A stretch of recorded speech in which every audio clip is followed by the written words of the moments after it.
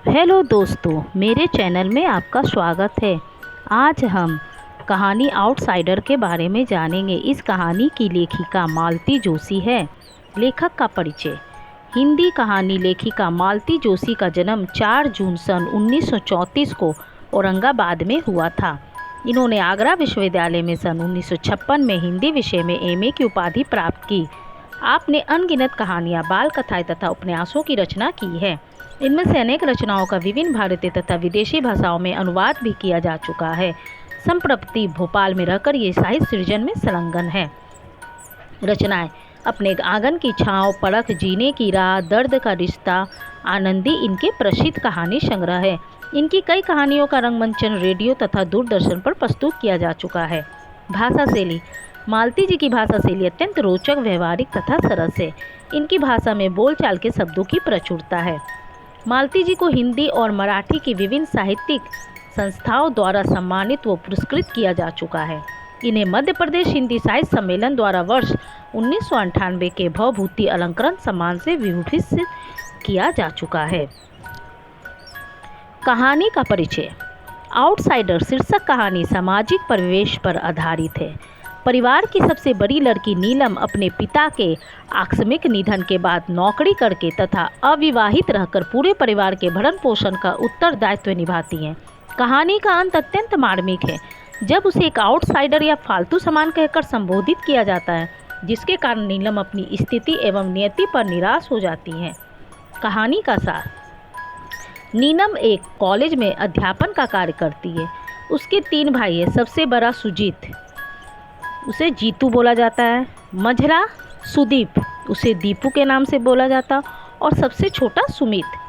पूनम उसकी छोटी बहन है, जिसके पति का नाम नरेश है।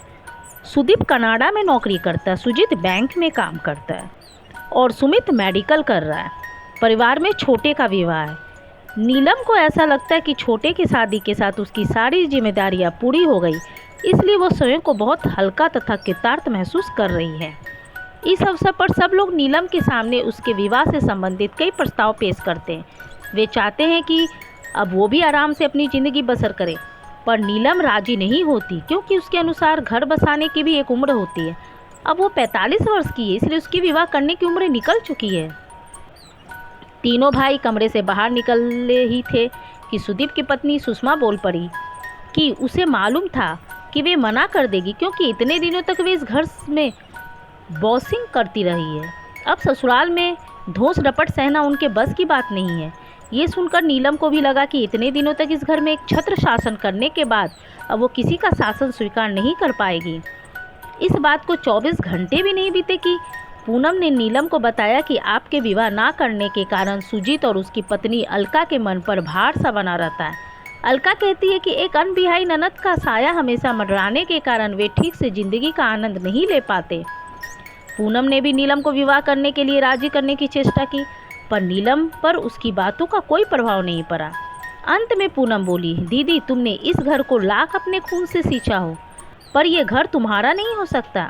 तुम यहाँ हमेशा आउटसाइडर ही रहोगी। अभी तुम्हारे पास नौकरी है, पर जब रिटायर हो जाओगी तो तुम्हारी हैसियत इस घर में एक फालतू सामान की तरह रह जाएगी। तब तुम्हें मेरी बात याद आएगी। नीलम को लगा जैसे माँ ने उसके साथ पक्षपात किया। पिता की आकस्मिक मृत्यु के बाद उसने कभी नहीं सोचा था कि अब यही उसकी नियति होगी।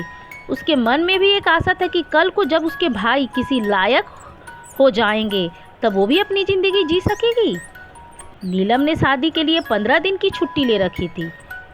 ये चाहती थी कि अपनी छुट्टियां कुछ दिनों के लिए बढ़ा ले, ताकि ज़्यादा से ज़्यादा वक्त सुदीप के साथ बिता सके।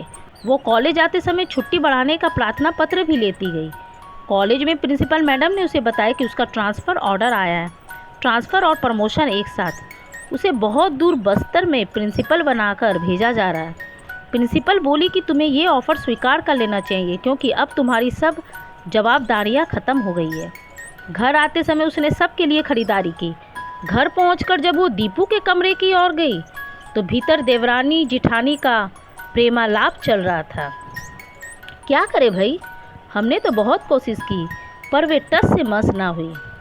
अब यही समझ लो कि वे हमारी ननंद नहीं, सास है, और उन्हें हमेशा साथ ही रहना है।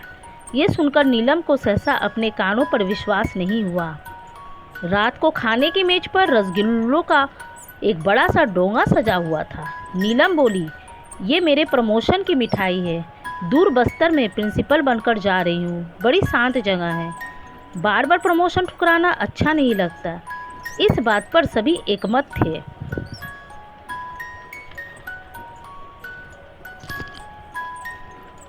रात में बिस्तर पर लेटी हुई नीलम सोच रही थी कि उसने अपनी प्रिंसिपल मैडम से कितने दर्प के साथ कहा था कि मेरे भाई मुझे इतनी दूर नहीं जाने देंगे, पर किसी ने भी प्रतिवाद नहीं किया।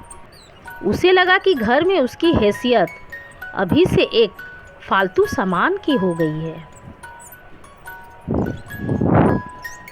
अगर आपको मेरी ये वीडियो अच्छी लगी हो तो प्लीज़ इसे ज़रूर लाइक करके सब्सक्राइब और शेयर करिएगा।